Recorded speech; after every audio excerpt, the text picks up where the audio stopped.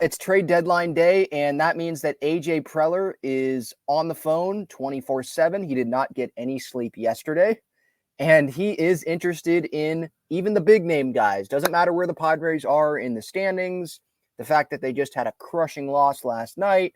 He is looking to be all in if the possibility is there. We know that he was interested in Lucas Giolito before Lucas Giolito ended up being dealt to the Los Angeles Angels. And now he is in on Justin Verlander. Jon Heyman reporting that the mystery team, there was a mystery team in this Justin Verlander pursuit, these sweepstakes. Mystery team on Justin Verlander has been uncovered. It is the San Diego Padres. And my initial reaction to this is, oh boy, I think this team should be improving on the margins. Justin Verlander is not improving on the margins. I think this would make the team better for sure. Justin Verlander, rocky start to the season, but since June 26th, he has a 1.49 ERA, 42 and a third innings, 7 earned runs, 37 punch-outs, 178 opponent batting average in that span. So he has been like Justin Verlander, but he also is getting older. He's probably not in his prime anymore for sure, and he has a huge contract. Now, something that could make this more appealing to the Padres, we know like they like the low AAV stuff and the long-term deals. This is not what that would be. This is high AAV, short-term. But Steve Cohen has a ton of money. So what the Padres could do if they really want Justin Verlander is they give Steve Cohen better prospects, and Steve Cohen can pay more money for this Verlander contract, and it might not be that big of a deal for Peter Seidler and the San Diego Padres to add Justin Verlander to the roster. But do the Padres want to give up Jackson Merrill in this Justin Verlander deal? I feel like that's what the Mets would be asking for. Ethan Salas, that's untouchable. So maybe the Mets are not even asking about him, or they did, and Preller laughed at their face. But are they willing to give up Jackson Merrill? Are they willing to give up someone that is a pitcher in the farm system, someone like Dylan Lesko, someone like Robbie Snelling? Maybe they're not willing to give up Lesko, but are they willing to give up Snelling, another pitcher, and another prospect? Would the Mets be interested in someone like Trent Grisham at the big league level? I'm just throwing out names there. Would they demand someone like Ha-Seong Kim? If that happens, then I don't see a deal happening. But again, I think this is a long shot. You know, the Padres, a mystery team. I look, the Padres, they need starting pitch. I think need starting pitching. Maybe that's strong, but they could definitely use another starting pitcher. But I was not looking at Justin Verlander as maybe that other starting pitcher that the Padres could add. You know, I was looking more like marginal, maybe Jack Flaherty, someone like that, just throwing a name out there. But Justin Verlander, yes, that would really help this team. Michael Wacha coming back from injury, don't know how effective he's going to be when he returns. What if an injury happens in the rotation other than Wacha, in addition to Wacha? Then the Padres probably are screwed depth-wise, because then they're going to have Ryan Weathers or Jackson Wolf be making spot starts. Reese Kinnear's already out with Tommy John surgery for next year. So, yeah, Seth Lugo, if they acquire Verlander, Wacha comes back and he's healthy, they can move Lugo to the bullpen and make the bullpen better. So you improve the rotation with Verlander, and you improve the the bullpen with Lugo. Like, they could do that.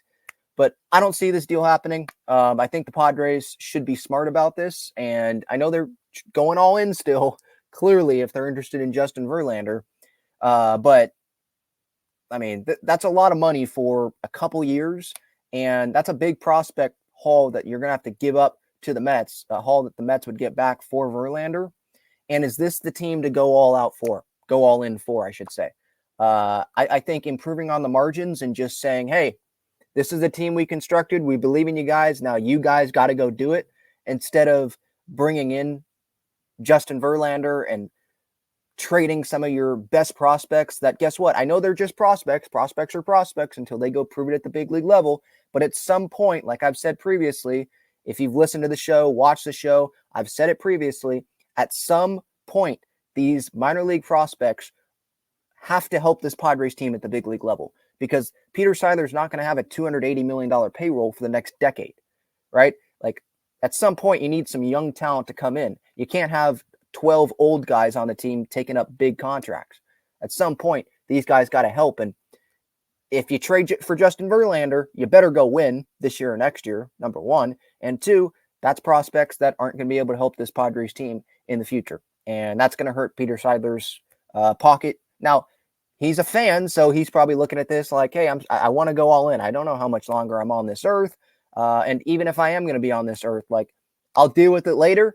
I have a lot of money. I'll deal with it later. A lot of fans are attending games. Deal with it later. You know, let's go try to win now. And Justin Verlander is probably very appealing to him. And I know, obviously, Justin Verlander is very appealing to AJ Preller. Like, he's someone that hunts stars. So it does make sense in that view that, yeah, he's hunting another star in Justin Verlander. Again, I see it as a long shot. Dodgers are interested probably, or they are interested. The Astros are interested.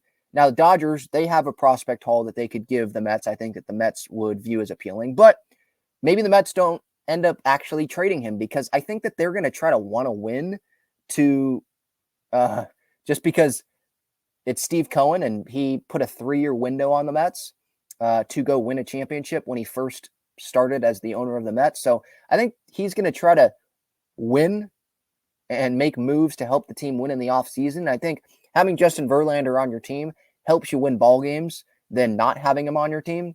So maybe the Mets just decide not to trade Justin Verlander. And would Verlander accept? He has a no trade clause, I believe. Would he accept a trade to the San Diego Padres? I mean, why would Kate Upton not want to live in San Diego? But the Dodgers could give a better offer than the Padres. And I think Kate Upton and Justin Verlander would be fine living in LA as well. So we'll see where this goes. I'm going to have a live show leading up to the deadline. I'll probably come on 15, 20 minutes maybe before the deadline and then react to the Padres moves of the day, any moves that they made, moves that they did not make right after that deadline hits. And then probably have pregame thoughts. Padres Rockies later today at 5:40. Pedro Avila, he is starting that game. That news came down earlier this morning. And then post-game reaction after the game. And then tomorrow after the day game, a series reaction. So a lot of content coming up here, Talking for Hours YouTube channel. If you missed, for any soccer fans, you missed my U.S. Women's National Team reaction. I was up at 2 o'clock in the morning after the U.S. Women's National Team tied with Portugal. You can see that reaction there. Naomi Girma, Alex Morgan of the San Diego Wave. They started that match for the USA, and they have advanced to the knockout round. All right, that's going to do it here for this Verlander video. Do you want Justin Verlander? Does this deal make sense? Let me know in the comments. Thanks so much for watching.